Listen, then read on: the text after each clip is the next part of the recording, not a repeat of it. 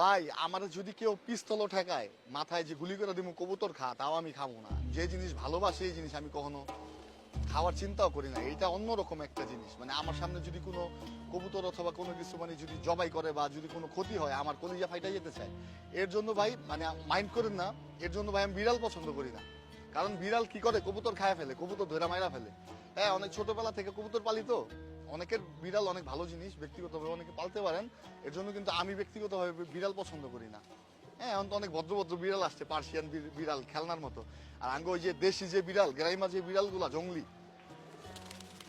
একবারে খালি করে ফেলায়, 40টা 50টা একবারে খায় ফেলাইবো।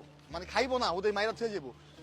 কিছুদিন আগে কবুতর কি করছে, ওই সব সময় ছাড়ে লাগায়, তো সন্ধ্যার সময় না লাগায় ঢাপিটা, মানে অনেক সময় কি হয় ফাঁক থাকে, খোলা থাকে, গেট খোলা রাখা ওই গেছে গায়ে, মানে লাগায় নাই। বিড়াল আইসা কয়টা খাইছে?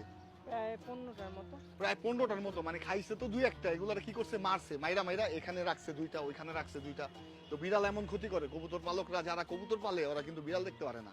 তা আমারে আপনারা গুড কমেন্ট ব্যাড কমেন্ট করতে পারেন, গালিও দিতে পারেন, এটা আপনাদের ব্যক্তিগত ব্যাপার, কিন্তু আই ডোন্ট লাইক ক্যাট।